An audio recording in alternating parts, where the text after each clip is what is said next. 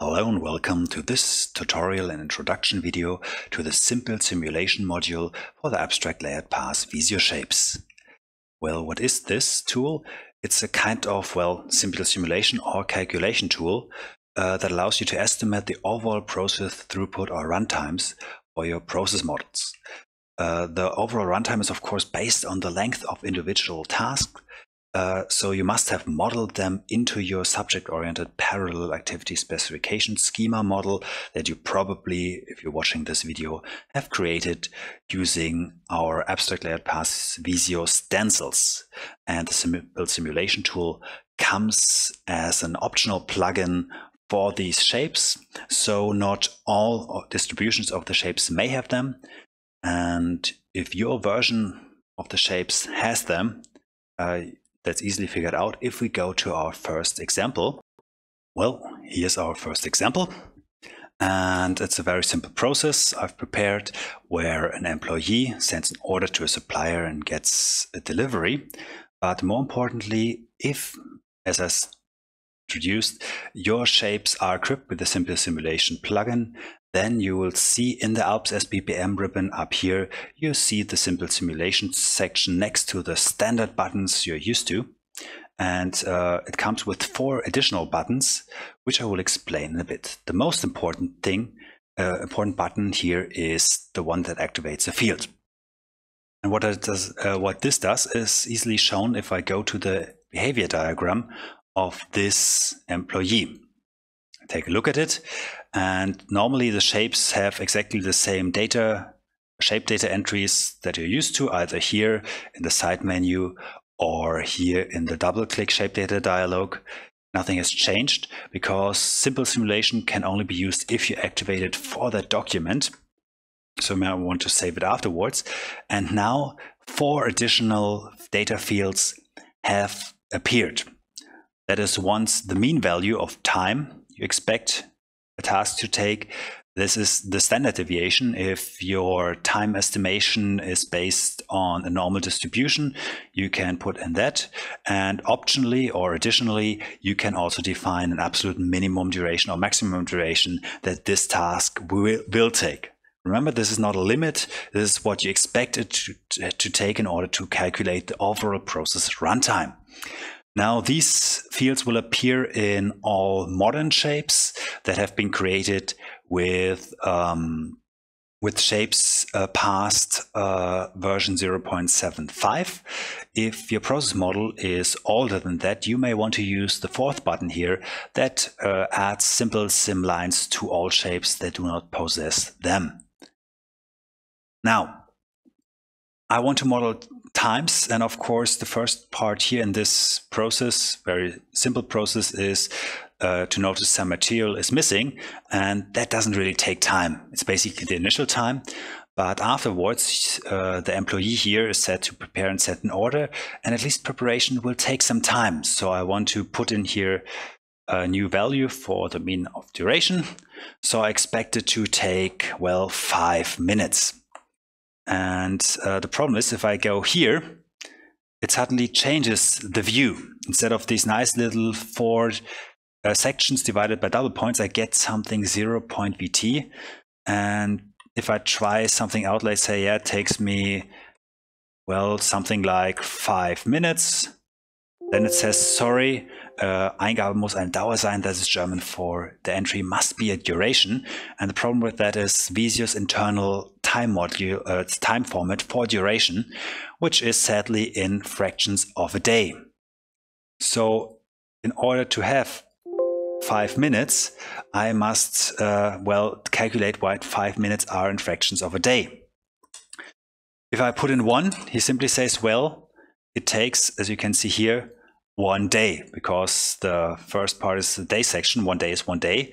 And if I put in 0.5 days, or in this case with a commata, because I'm on a German system where the decimal separator is a commata, then it's that, but it should be set to your local settings. And if I put in 0.5 days, it's 12 hours. If I put in 0.25 days, it is 6 hours. But the question is, I still want to model it takes 5 minutes, and because I cannot compute that in my head, or I could, but it would be very tedious. I have created this little spreadsheet, which basically tells me that what all these different values are in fractions of a day. I could sum them up. In this case, 5 minutes is calculated to be 0.00347. Formula for that is basically I take the value of 5 minutes divided by 24 hours a day, divided by that by 60 minutes an hour, and then I round it to 5 decimal points. So 0.00347 is what I want to put into this thing, 0.00347 minutes. And oh, it's not exactly right. It's 4 minutes and 59 seconds and probably some millis, very close to 5 minutes. I could leave it at that, but I could also well round it up to the next number. But if I click here again now, it doesn't say something completely different. It says 0.35 as a value, and that is because the Visio internal model for some reason rounds that value to 4 decimal points, which is not even what it shows. But if I actually put in 0.35 myself and press enter, it shows that it's 5 minutes and 2 seconds, very awkward value, but that's how it works. So if you want to model process times and want to compute process times that are precise to the last second, please contact me so I can put that into my shapes and work on that. For now, I go with the internal time duration value, which should be fine for most applications where you only care about minutes and so on.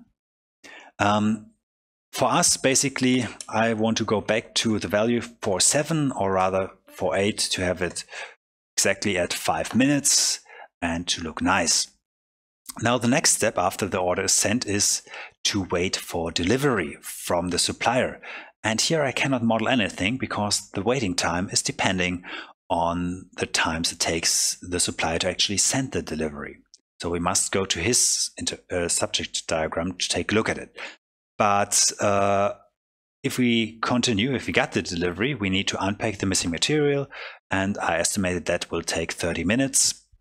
And afterwards we are done, the process is finished, and the task is use new material or do nothing, and that will take no time for this ordering process because it's a continuous usage process. So that's that.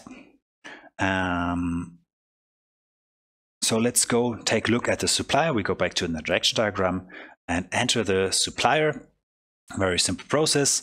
He receives an order, and again, no times to model for receive states. And then he commissions the order. He puts together all the parts that were ordered, and I estimate this to be, well, roughly 30 minutes and 59 seconds. Then he sends it off, which will take also a little time because he needs to pack the box and so on. It's my estimate. And afterwards he sends it off, and then he is finished with his process. And again, the last state doesn't do anything. Now, what also takes time is, of course, the transmission. And so I can model for, with activated fields, I can model for messages that I actually can, it takes time to transmit them from one subject to another. With the order, I put in 0 minutes because I expect it to be modern and kind of an email and get transmitted instantaneously. But a delivery is most likely a physical delivery, and therefore I expected it to take 1 whole day.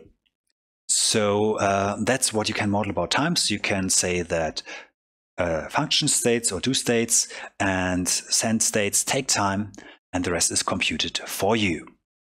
And how can I now compute it together? For that, this simulation button will open up the simple simulation cockpit dialog, and most importantly, simply start the simulation and see if everything works out. And because it's a very simple process, this actually took only a blink of an eye. Simulation run is done perfectly fine after starting that. And we can take a look at our simulation show results. And for that, we must choose one subject to show, for example, our employee. We can make the dialog show the simulation results. And it tells us that basically the mean value is 1 day, 1 hour, 35 minutes. And the same in our example is true for minimum and maximum time for this average overall active time. And that is because we don't have any variation by time distribution or chance values, which we'll cover in the coming examples. But what we can see of this 1 day and 1 hour and 35 minutes, actually 1 day and 59 minutes and 59 seconds, so roughly 1 day, 1 hour, is actually waiting time. Again, no statistical variance in here. So we can deduct that only 35 minutes is actually done time on our own. On the other hand, we don't have any waiting time until activation because the employee starts the process and he's active from the beginning. Quite in contrast to the supplier. Well, the supplier, if we take a look at his results, is active for roughly 1 hour, and he is not waiting for anything in the process itself, except, of course, in the beginning, and this is what the waiting time until activation means. Taking the whole process into account, he is activated after 5 minutes, which what is the time for the employee to prepare his message and send it off. If the message order would take some time to reach its goal, of course, that would be added to this value. But most importantly, we can take also a look at these 3 values here. First one is the activation time known for sure? And if this is resoluted to var, which is German for true. So if that value is true, it means he could calculate every detail of your process model, which is a good indication, therefore, that your model is very sound, that every value could be created and no unsureties or imprecisions were left in your model, which depends on what you showed. But this is what we want. And what also is true are the times for first send and response times. And what are these? Well, we can show them by using these 2 buttons here. We can make the process show us our report response times.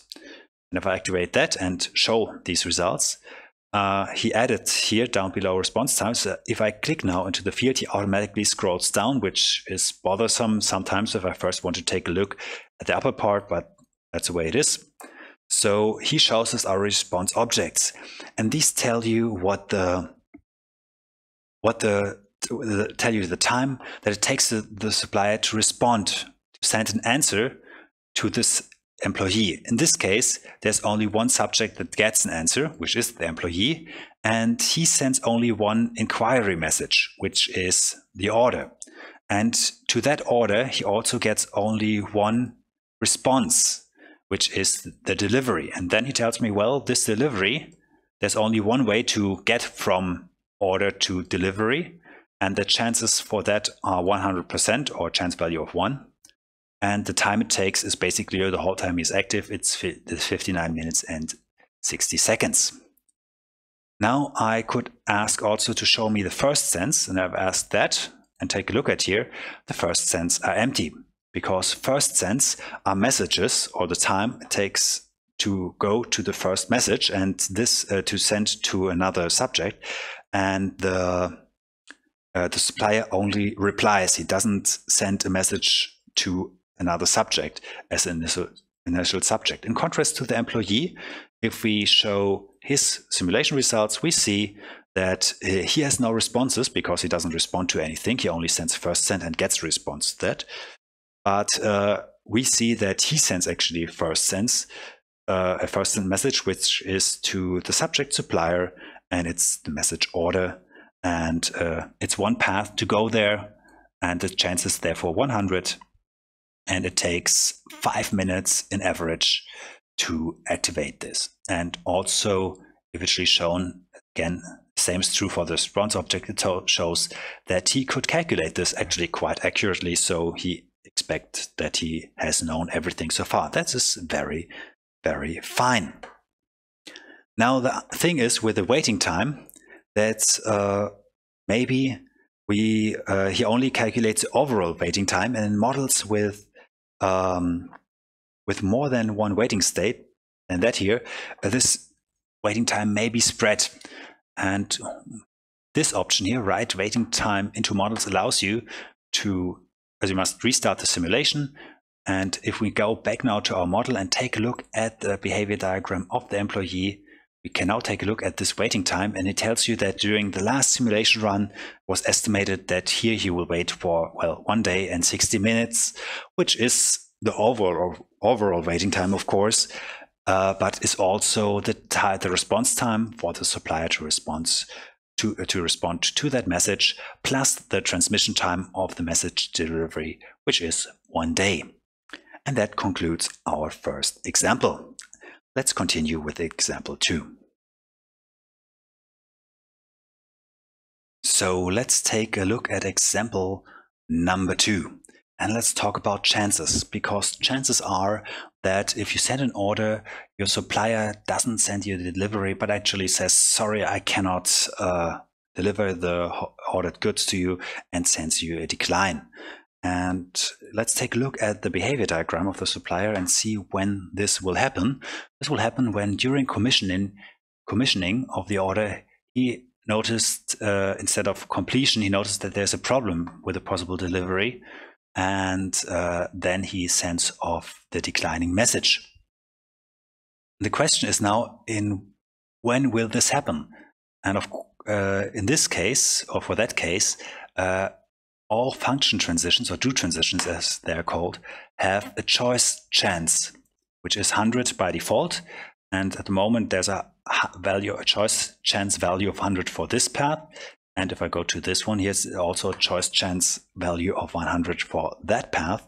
And that means that there is a 50% chance that either a delivery is sent or the decline is sent, which is rather bad and very unlikely. So let's change that. I suppose that in at least 80% of the cases, he actually can fulfill the order, and only in 20% he will send off a decline. Now, these values, you can suppose there are percentages, but it actually doesn't really matter, because the program averages them out. And the only thing you must make sure that an individual XOR choice like this one here, or could be even more, that all values are on the same domain or so. So you could also put in, for example, could expect that a chance value of 20% is represented by 0.2, but then your 80% should be equally encoded to make sure that the program doesn't really notice what you want to say. And that's basically how you put in chances. So let's go back to the employee and take a look how he has changed, because now he's waiting for delivery, but sadly, instead of delivery and going the happy path, he may now get a decline, and that's that for him. The process ends without having received any goods, which doesn't take any time. Now, the chances for how likely it is if these messages are sent, you cannot put in, of course, because they are calculated by the simulation. And we can take a look at that by starting up this program and starting the simulation and taking a look at the supplier and take a look at his response objects. Let's take here a look. Let's first take a look at the overall time active. In one case, of course, he still sends off the delivery as hoped, and that still takes the maximum time he will be active 1 hour, or 80% of the time. But there also may be in 20% of the cases he sends off decline, which is much faster, because he doesn't take half an hour to pack the order, but only 10 minutes to prepare this message, which I modeled into the model. And in average, that leads to a maximum mean time of 55 minutes, which is basically, or 56 minutes, which is basically this 1 hour or 60 minutes times 0.8 plus 0.2 times this 40 minutes. But more interestingly, let's take a look at the response objects he now sends, because instead of, he still only sends answers to one subject, the employee, so only one he communicates to, and he only sends answers to one possible inquiry, which is the order. But now there are two possible responses to this inquiry, which is the delivery, and the other one is the decline. The chances for the delivery, the response chances, is 80% or 0.8 as the value is, and in that case the value it takes is 60 minutes roughly, and minimum and mean time are the same. And in the other case, if he sends a decline, his response time will be faster, but only in 0.2% of all cases. And that has an effect on the employee. If we show his results, we don't need the response objects because he doesn't send any. But this means now that the overall active time has changed in, well, for him, worst case, but from time point of view, a rather fast case. It takes him only 45 minutes until he gets the declining message from the supplier. And in maximum time, it still takes him 1 day, 1 hour and 35 minutes to actually get his delivered goods. And this is averaged out the same way because the expectation times for the response objects are 0.8 for this case and 0.2 for the, well, bad ending. And the same is then true for the waiting time. The maximum time is basically the good case. Then he still waits 1 day, 60 minutes for his goods, while the minimum time is now 40 minutes until he gets his decline. And that's basically example 2 and about chances and how they affect response times and waiting times. Now for example 3, let's consider that after you have gotten a decline to your delivery, you actually want to try and send an order to another supplier. So you expect there are multiple suppliers and you do so again. So if we go to the behavior of the employee, we now see in this example that after getting a decline, the employee must decide how to continue. And in some cases, of course, he will stop and compensate otherwise as before. And then he basically gave up. But I suppose he doesn't do that very often. So I gave a choice for a percentage of only 20% to that case. And suppose that in 80% of the cases, he tries again with a new vendor. And that creates a looping structure, which is very nice to model and very common in path modeling, but makes computation of these structures very, or rather hard, because basically there may be the slim chance that this loop continues indefinitely. Very slim chance after a while, but a chance nevertheless. And in order to limit that, you can use this value, the maximum recursion depth, that tells you how often such iteration may be traveled in your process. And if you don't want any iterations, you simply set that to 1, meaning that each state can only be visited 1 and you can run your simulation. And if we take a look at the employee, we basically get roughly the same values as before, plus a few additional sendings and spending time in the motivation. We still have a very, very short time that it takes us to get to the bad ending. So these 45 minutes are basically the way that he sends off the order, he gets a decline, and then he basically gives up. And a maximum time now, in this case, because we don't have any loop, is still the one where he sends off the order and gets the delivery. But if we want to factor into these loops, we can set it again back to the standard value of 3. Restart the simulation, and then we see that in that case, it's still the minimum time is 45 minutes, which is basically giving up after the first time, but the maximum time has increased to 1 day and 3 hours, which is basically running through this process at least once with a decline and then having success with the next supplier. Of course, if you're a fan of, for example, number 6, then we could put in 6 and then restart our simulation, show the results, and then, of course, the maximum time increases. The minimum time is still the same, and the mean value doesn't change much either. With the more loops I put into here, the more loops I allow, because after a while, the chances that are calculated for these additional times get slimmer and slimmer, and only the maximum time, really bad case, is added up. So let's go back to 3. And why it's 1 day and 3 hours, basically it's 1 round of, or 2 rounds of declining and then having success on the 3rd round, because for that one, this path is not calculated anymore. Well, that is already example 3. And it was all about how these loops and this factor of recursion depth is important. Maybe I should note that you should be very careful with this one because it has a heavy impact on your runtime. Loops will, while easy to model, will really complicate your model runtime-wise. And if you have really large model, you may set it to 1 to see if it runs through at all. I actually managed in one example to fill up my main memory to 8 gigs. So you actually need a quite powerful machine if your model is large enough. And he had over 1 hour of computation time for only one behavior diagram. So be very careful with that. On that model, with this setting to 3, I couldn't even make him finish, at least in my trial runs. So it's a very important setting and determines the effectivity. Even though it makes, of course, the more loops you have, the more precise your overall calculation gets.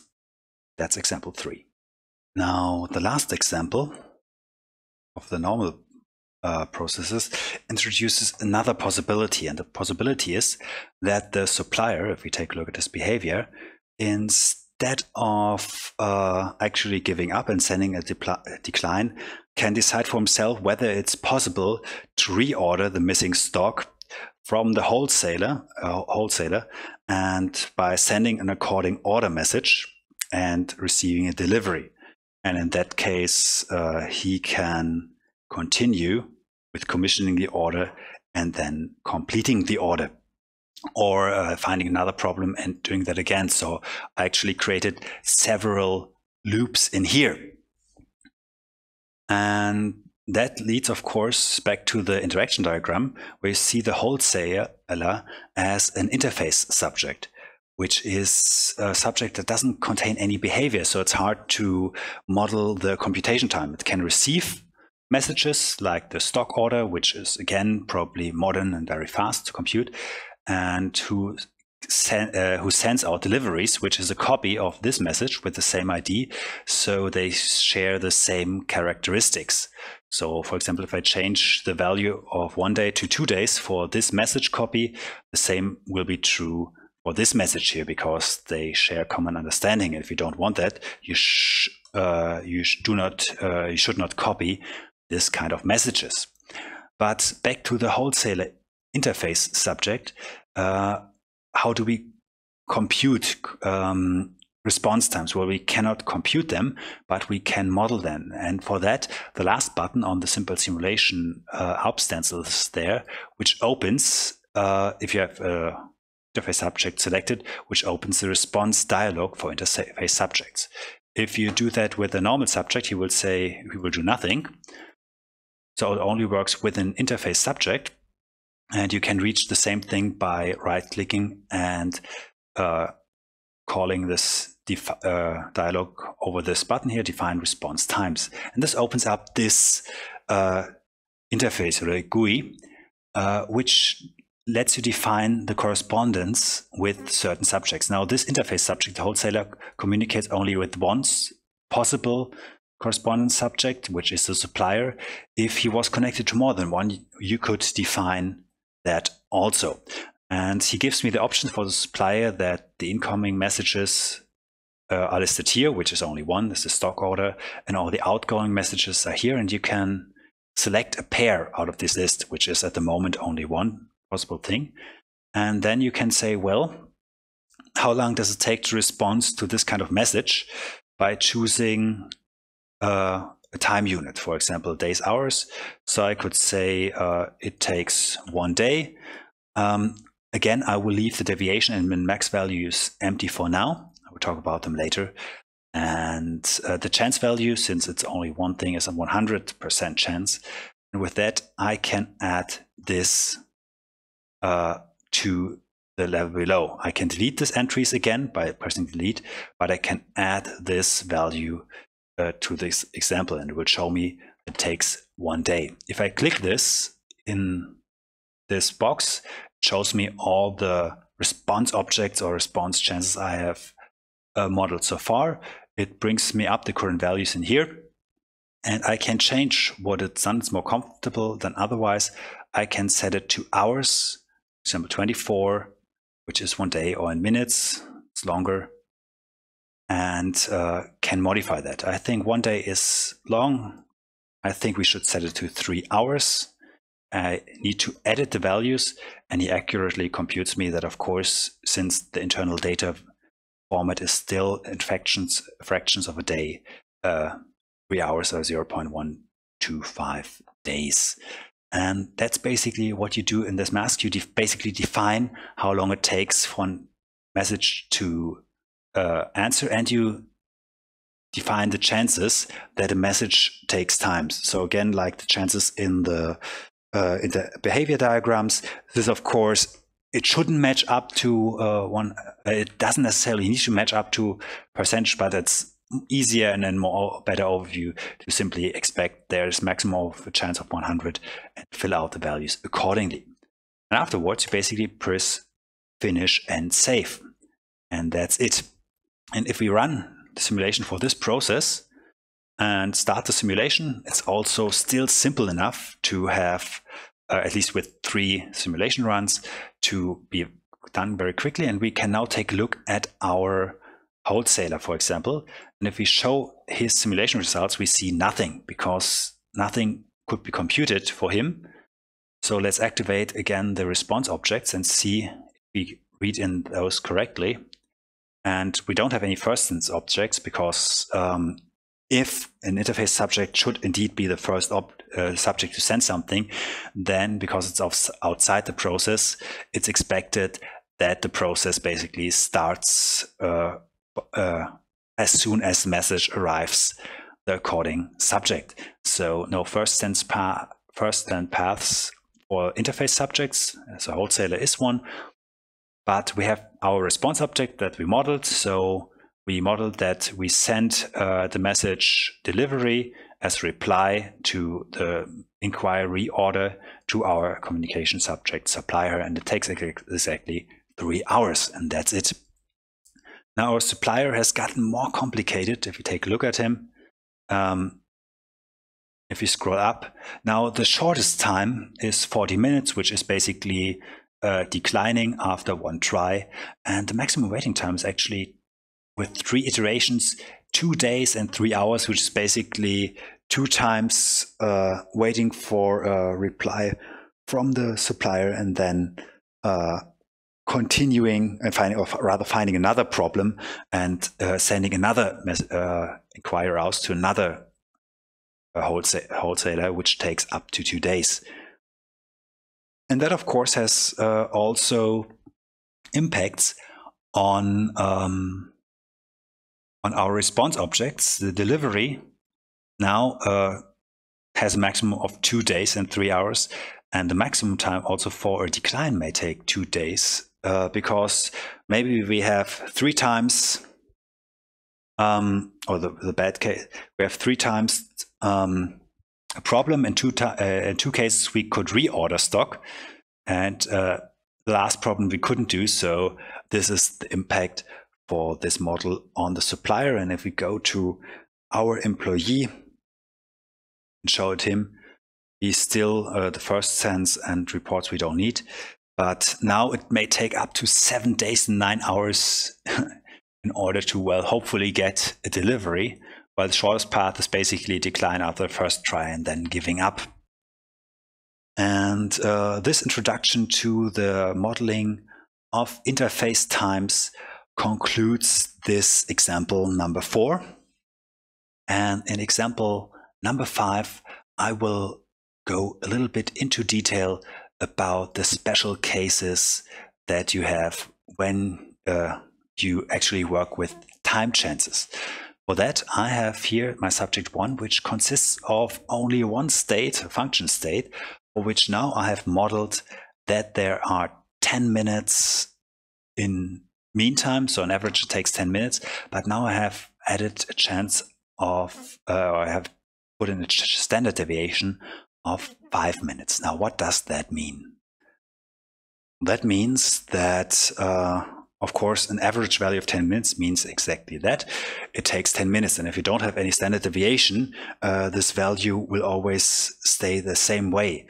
But if you also attribute a standard deviation, you assume that the task, there's actually a spread of chances that this state may take. So this is a computation with a standard deviation of 5 minutes, which basically says that, for example, with this chance, this task may take 15 minutes or also 5 minutes.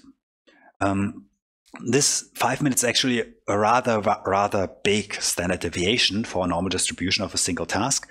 And it says that at least 50% of all the time values in 50% of the cases, the task will take from 5 to 15 minutes. But it also means that it will, in 50% of the chances, may take actually quite longer or much shorter. And the program, in order to calculate the min and max times, kind of has the option to define a maximum number of sigmas or times standard deviation that it should be assumed for a standard deviation. The default value is 3 times, so that would mean that for maximum calculation, if you give a standard deviation, it's assumed that this task will take at maximum 25 minutes, which is the mean value, plus 3 times the standard deviation of 5 minutes, which is 25. On the negative side, this of course would lead to a case that the time would take -5 minutes.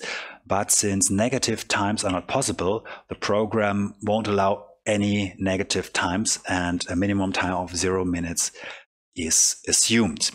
Now, what effects would that have on our example here? So let's take a look at this one state with 5 minutes and run the simulation. Here's the number of sigmas. I expect it to be 3. If I start my simulation and show the simulation results for the subject, we have exactly that. The minimum time is 0 because it's shorter that way, and the maximum time is 25 minutes. Now, if you have put in your model and said that it's not exactly standard deviation, but a minimum time, you should put this to 1 sigma, then you get the according min-max interval of 5 to 15 minutes. But for example, if you're a fan of 6 sigma, you could put in 6 sigmas and get results of up to 40 minutes for this task, which is statistically possible, at least in the way I modeled that way. Now, for the second example here, let's take a look at subject 2 of this process and take a look at this construction. Because this construction is a chance deviation, and it explains the meaning of the last option you can set, which is this value, determine absolute min and max value, which by standard is activated. Let's take a look at our example. We have one function state which takes 5 minutes and has a standard deviation of 1 minute. And then we have a path A, which is choice chance of 100, which leads to this function state, which takes 10 minutes plus minus 1. And on the other hand, we have also a choice chance of 100 for this path. So basically they are equal. There's a 50-50 chance which one is taken. But this leads to a state, to an end state that is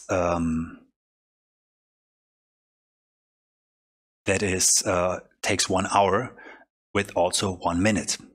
Now with the standard value applied, let's take a look. Let's start our simulation and show the results of subject 2. And to make it more, our number of sigmas is still 3, set to 3. So the minimum time this one takes with the standard situation is 5 minutes minus the 3 times the 1 minute deviation, so 2 minutes for this one. And then this leads to this state, which is 10 minutes, which with a standard deviation of 1. So the minimum time for this state is 7 minutes, and the minimum time of 2 plus 7 is basically stated here. It's 8 minutes, 58 seconds, so basically 9 minutes. It's the minimum time. So it takes a look which of these paths is the shorter one, and only takes the shortest path through the whole process graph. On the other hand, the maximum time is also the longest one, which is basically the maximum time of this state, 5 plus 3 minutes, 8 plus 60 plus 3 minutes, 63. So we have this 1 hour and 11 minutes as the maximum time because it's a longer path. And the mean value is 40 minutes, which is the mean value overall.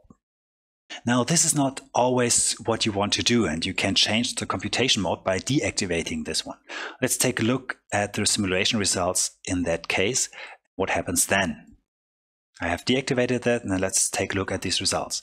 The mean value is still the same, and the standard deviation is somewhat different now, and minimum and maximum time are also different.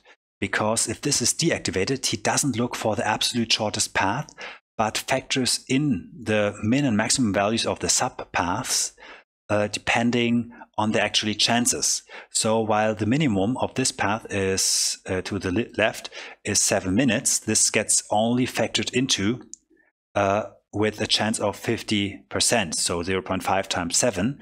And on the other hand, we have this minimum path for this one here, which is 57 minutes, which is also done in by 0.5, which leads to basically a minimum runtime averaged out over the whole thing. And equally, the maximum time is averaged out over both paths and not the shortest and longest is taken.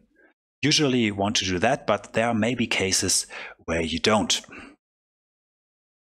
And that's that.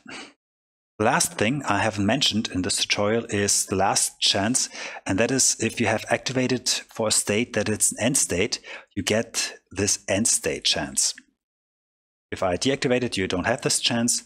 If you activate it, you get an end state chance. And that is only of meaning to you if you have an end state that you can leave again. A typical construct in past process models where this may happen. And in this case, now it behaves like there is a chance between actually going this path, choice chance 100, and there's a chance that you will never leave that. So in this case, in 50% of the cases, I will go. It behaves otherwise exactly like a normal chance, but makes sense if you have an end state that you can leave again, and then the whole problem of loops factors into again. And that concludes the last example. And let's take a look at the limitations. So I have shown you everything that these shapes or the simple simulation module can do, but it has certain limitations. For one thing, it has no support for the time-based transitions and the user cancel transitions. They simply get ignored and don't factor into your computation. Also, it is not a dynamic simulation, it's a static simulation, but basically a computation, and doesn't track any in-process information. So if your chance actually depends on an in-process information, that is not simulated at this part. For that, you would need a dynamic simulation. And it also, we must also be careful about that what is computed is the time of subjects. It's not a time of processors or subject carriers. So while in our example, the employee may wait for 1 hour, it's only the subject employee. The real person that made the order may actually go on and do something in another process. For example, do is actually working everyday work or do some other stuff. So this is only about the subjects. So this factors into the last point here. Be careful about the implication of real-life situations, which is also you should be aware of, because everything the program computes depends on assumptions. Mathematically, it's finally an accurate tool, but it only works if you put in the correct data and make the correct assumptions in your modeling path. And because especially in larger process models, it's likely that you may make some small modifications to the model that have an unwanted impact. You should always and carefully evaluate the results and take them with a healthy dose of skepticism. And with this warning, I still hope you will find good usage of this plugin to apply it to your cases. And thank you for listening to this podcast. Come back to this channel if you want to learn more about subject orientation. And until then, have a nice day and goodbye.